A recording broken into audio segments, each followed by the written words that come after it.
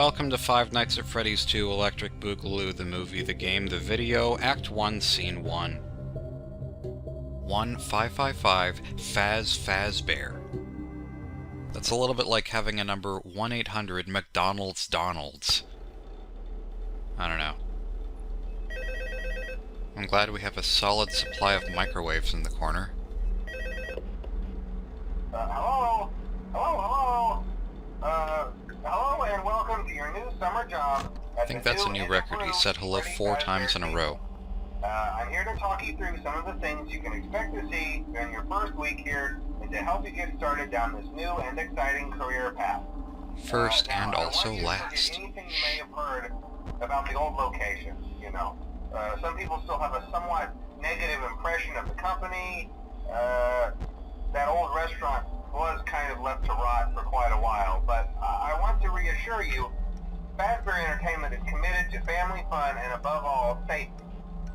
They've spent a small fortune on these new animatronics. Facial recognition, advanced mobility, they even let them walk around during the day. Isn't that neat? But most importantly, they're all tied into some kind of criminal database so they can detect a predator a mile away. Heck, we should be paying them to guard you. Good thing we're not criminals then, no new I hope. systems without its kinks. You're only the second guard to work at that location. The first guy finished his week, but complained about conditions. I want to know about that first guy. Him over to the day shift. That would be an interesting story. Right? Mainly he expressed concern that certain characters seemed to move around at night and even attempted to get into his office. Now, from what we know, that should be impossible. That restaurant should be the safest place on Earth. So while our engineers don't really have an explanation for this, the working theory is that the robots were never given a proper night mode. So when it gets quiet, they think they're in the wrong room. So then they go try to find where the people are, and in this case, that's your office. So our temporary solution is this.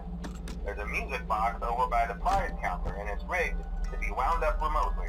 So just every once in a while, switch over to the prize counter video feed and wind it up for Those a few Chica seconds. and Cupcake toys are adorable. It doesn't affect all of the animatronics, but it does affect one of them.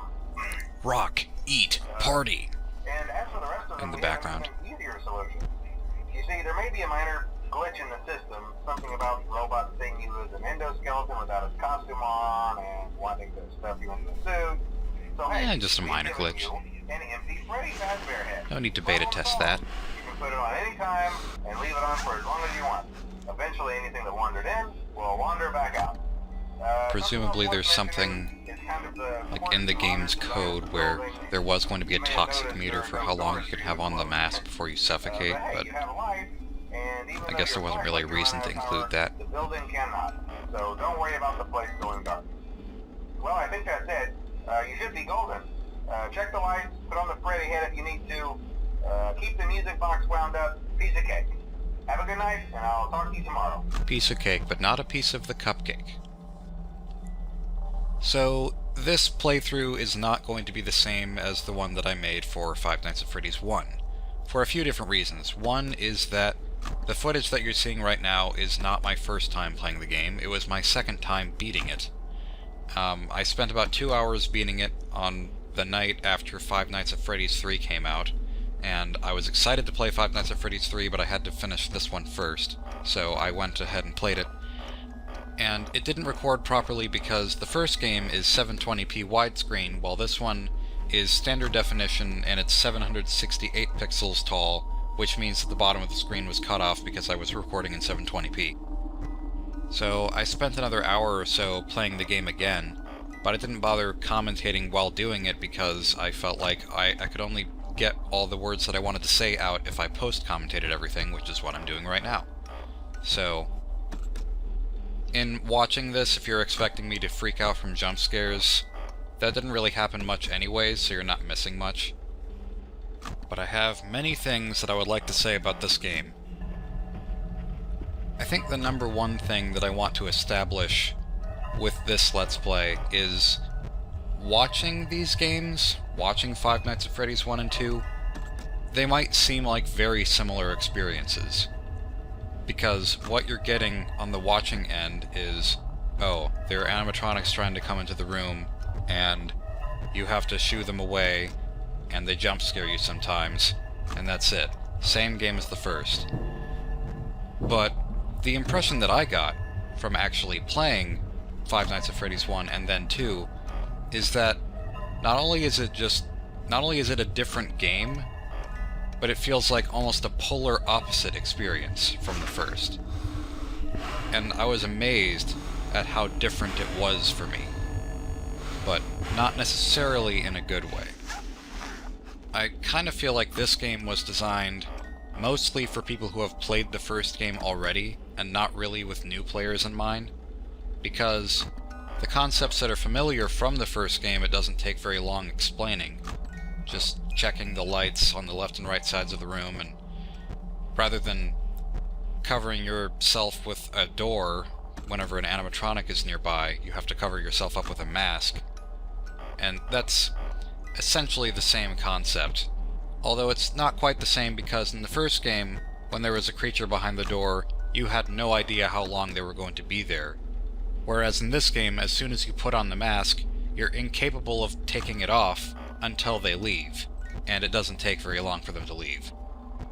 And that is because of an entirely new mechanic for this game, the music box, which seems like just micromanagement, and it is, but the rest of the game is designed around the existence and management of this music box.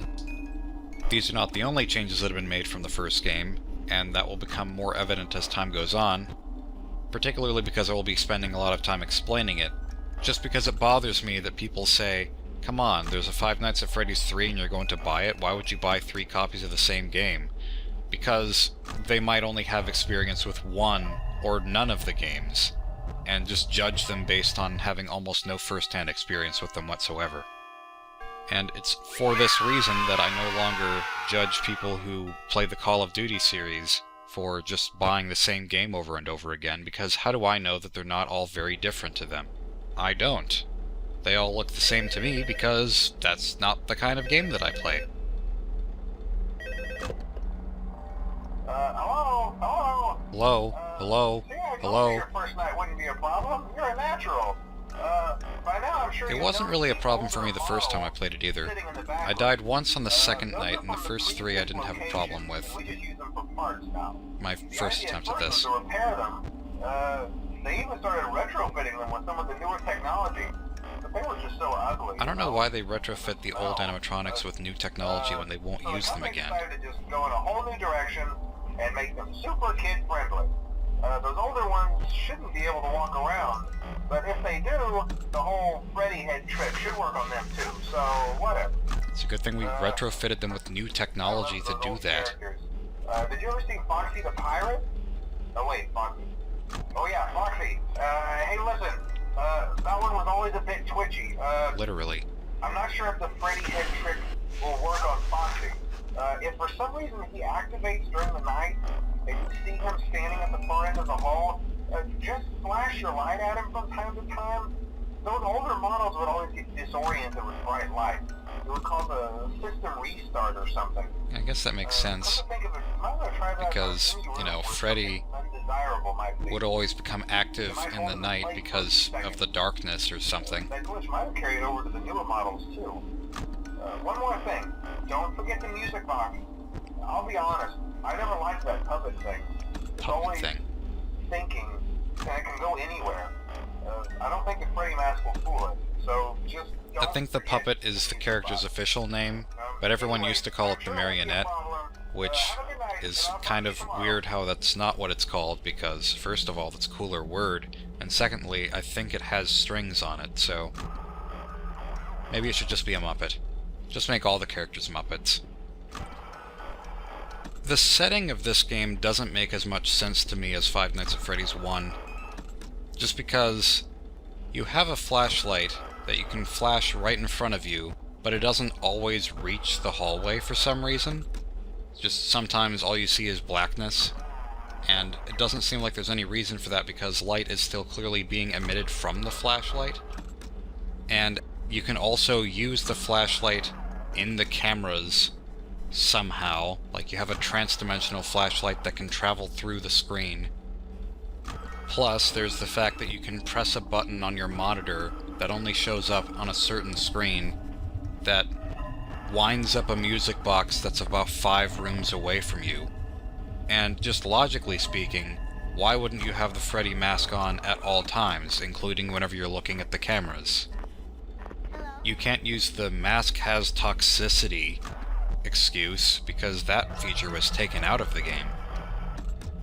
Maybe there's some futuristic technological explanation for why all of this is possible or not possible, but it's not really intuitive.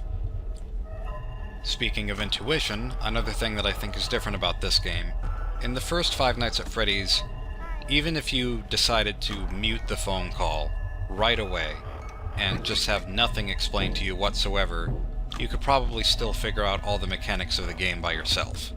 In this game, you wouldn't have a clue to press Control to use the flashlight unless the game told you to press Control to use the flashlight. Which, by the way, I think it's strange that you have to use the keyboard at all, because I'm so used to having point-and-click games be solely point-and-click. Not that I guess it's a bad thing, it just feels a little bit off to me. And even if you did figure out the whole Control to use the flashlight thing by yourself, then you would have absolutely no clue that you have to get rid of Foxy by flashing the light at him. And the concept of keeping monsters out of a room by closing the door is a much more immediately understandable concept than putting a mask on and then they just kind of bugger off. There are more aspects of this game that just require explanation. As we are already well aware, this game has new versions of the old animatronics, and it has the old animatronics. They're just kind of, they return from the dead, or whatever, and they're in a state of disrepair. New Bonnie, or Toy Bonnie, or Blue Bonnet, has a very clearly Robbie from Silent Hill inspired design in this game. Another thing that people tend to say is Five Nights at Freddy's 2 is just the first game, but it has more animatronics, and that's it. The existence of more animatronics is kind of a big deal, though. Because with the first game, when there were only 4 animatronics, you could have this direct relationship with each individual one of them. Bonnie behaved differently from Chica, Chica was different from Foxy, Foxy was different from Freddy. Each one of them was distinct. In this game, most of the animatronics are the same. In my mind, that makes this game have a lot less personality than the first. And I would say that 100% of the first game was about being aware of all of your surroundings at all times. In this game, being aware of your surroundings is 0% of the game. And that is why I say that this game is the complete opposite of the first, and again, this will be more obvious over time. In Five Nights at Freddy's 2, it doesn't matter who enters the room at all. You just keep doing the same things, and it always works. Once you get into the right rhythm, for the most part, I would say this game is easier than the first, which is different from the common consensus that I've seen on the internet, but that's how I feel about the game. By saying all this, I'm not trying to say that Scott Cawthon shouldn't have changed anything. The game was perfect the first time, and this one should have followed in its footsteps. I think that it's a very good idea for a sequel to not feel exactly the same as the original. I think only a good sequel would take some of the familiar aspects of one game and then build upon them, but also change them up a lot. I would say Banjo-Kazooie and Banjo-Tooie, that's the perfect example of a two-part series where the second one is still especially good for reasons entirely different from the first. If I felt as though this game was the same as the first, I would not have a reason to play it. What is this? An interactive cutscene approaches, where you can look left or right. Hi, Chica. Where did your eyes go? You need to get that fixed. Sup, Bonnie? Old Bonnie, who for some reason has his head back. I think this goes on a little bit long. I would like to know why this mask looks different from the one that we wear during normal gameplay. It looks bigger, or it's just a close-up, I'm not sure.